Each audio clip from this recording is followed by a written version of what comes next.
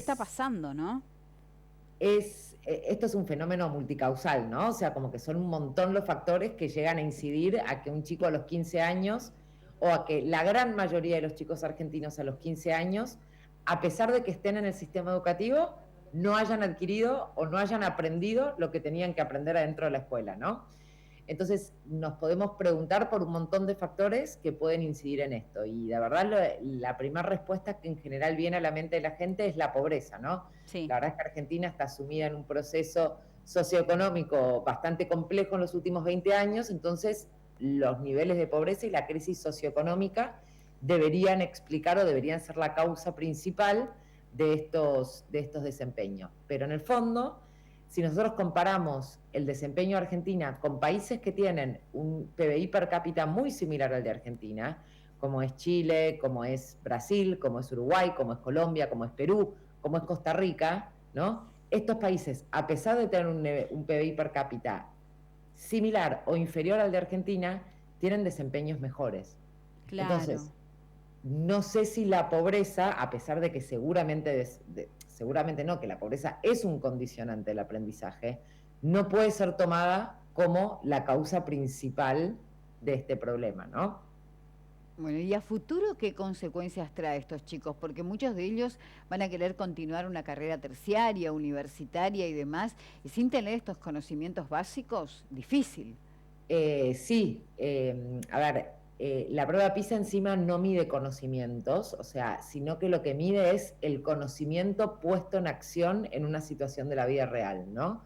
En la prueba PISA no se le tomó a los chicos, no sé, varias cuentas de multiplicación y ellos las tenían que resolver, sino que se les hicieron problemas, como por ejemplo, convertir de una moneda a otra, ¿no? Vos tenés 15 pesos, bueno, ¿cuántos reales son si el tipo de cambio es tanto, digamos, ¿no?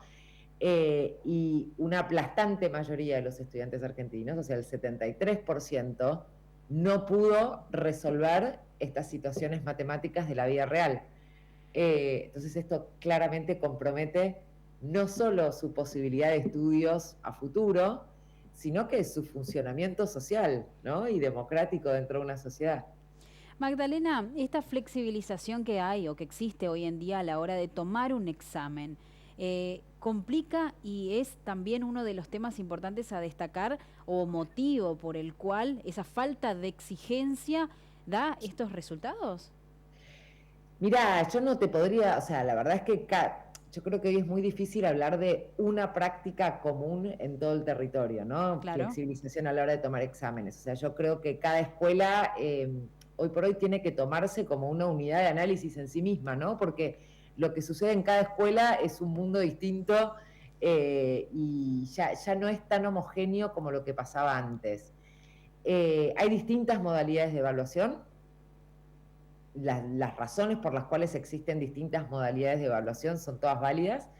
Yo no te podría decir si la forma de evaluar en cada escuela es lo que está causando este problema en los aprendizajes.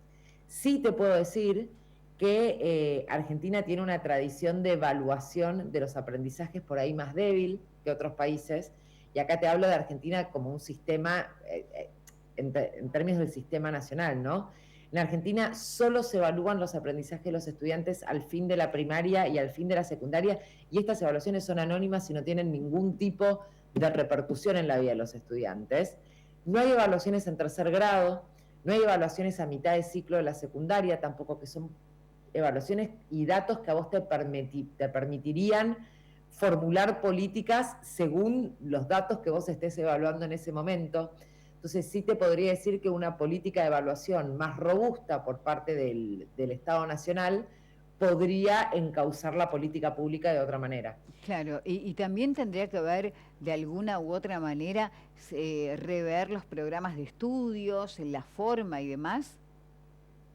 Mirá, los programas de estudio es una competencia jurisdiccional, ¿no? Es de cada provincia que formula su propia currícula para los estudiantes de su territorio. Yo lo que sí te puedo decir, por ejemplo, en el caso de la provincia y la ciudad de Buenos Aires, que es de donde soy yo, eh, la currícula del primer ciclo de la primaria en torno a la lectura y la escritura cambió 5 veces en los últimos 20 años. hubo 5 enfoques distintos reflejados en la currícula de cómo es que hay que enseñar a leer y a escribir, ¿no?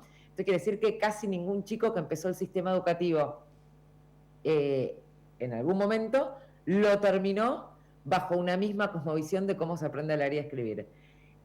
Yo creo que estos cambios constantes y fluctuantes curriculares, en lugar de favorecer los aprendizajes, crean más confusión en el sistema, ¿no? Crean confusión en tanto la formación docente, los docentes, los materiales que hay en el aula.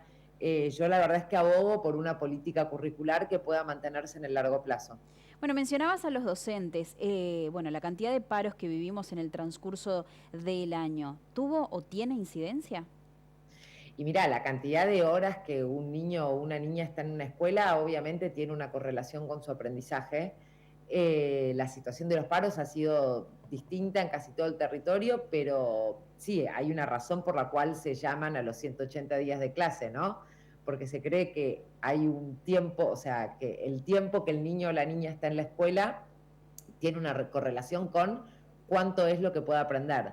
No obstante, creo que también estas pruebas y el desempeño de Argentina en el último tiempo en las pruebas internacionales nos muestra que estar adentro de la escuela tampoco es una garantía de aprender, ¿no? En Argentina, la gran mayoría de los niños, niñas y adolescentes están incluidos en el sistema educativo, pero la gran mayoría aplastante muestra que aún estando dentro del sistema educativo no aprende, ¿no?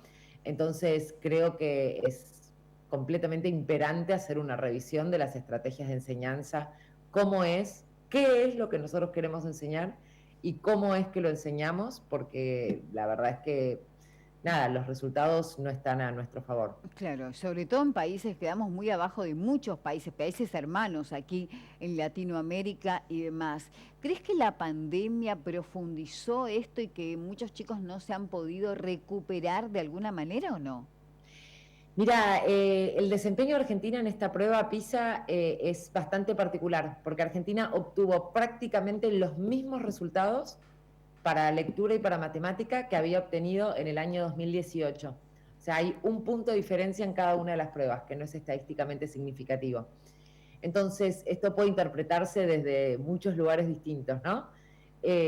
Por un lado, se podría decir que Argentina pudo revertir una situación o que ha mostrado estabilidad en el tiempo.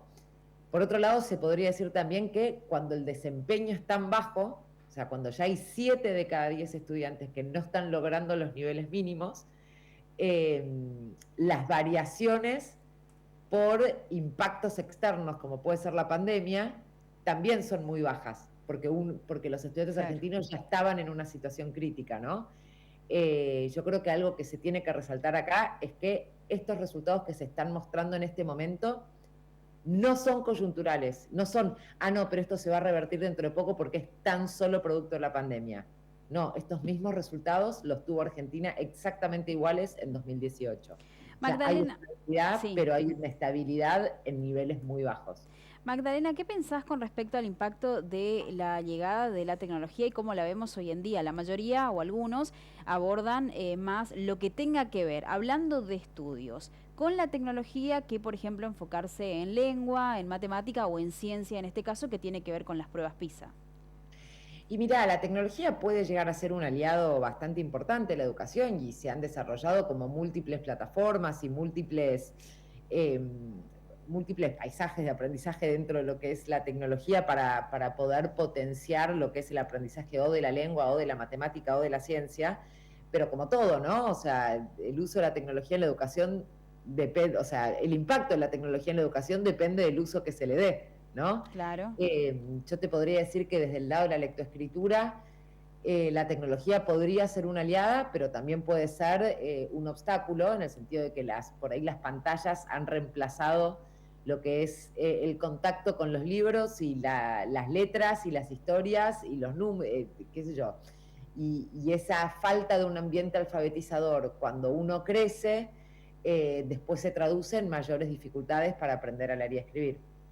Bien, Magdalena, igual brindaste algunos detalles, pero para puntualizar, ¿cuáles son las políticas que deberían aplicarse para revertir esta situación o que para los niños que vienen, que están en este proceso y que van a hacer las próximas pruebas, se pueda revertir, ¿no? Que sea el panorama sea distinto y más enriquecedor para la Argentina?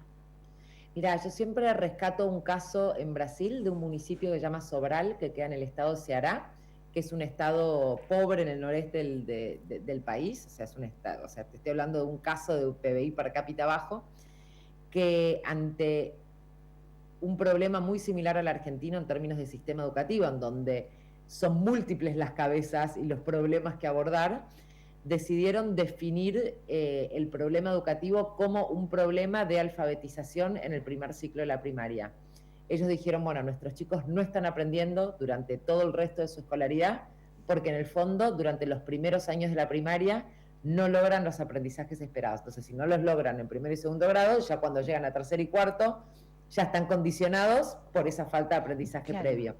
Entonces, el municipio lo que hizo fue aplicar una política a la que llamó la política de alfabetización en la edad correcta, en el cual durante una serie de años todos los recursos y esfuerzos estuvieron abocados a formular una currícula que sea muy clara sobre cómo es que los chicos aprenden a leer y escribir, formular libros de texto, canales de capacitación y de apoyo a los docentes para que estas ideas puedan traducirse en el aula, y a su vez crearon canales de evaluación, o sea, evaluaciones que se toman todos los semestres para poder ir midiendo si esta política va teniendo buenos resultados o no.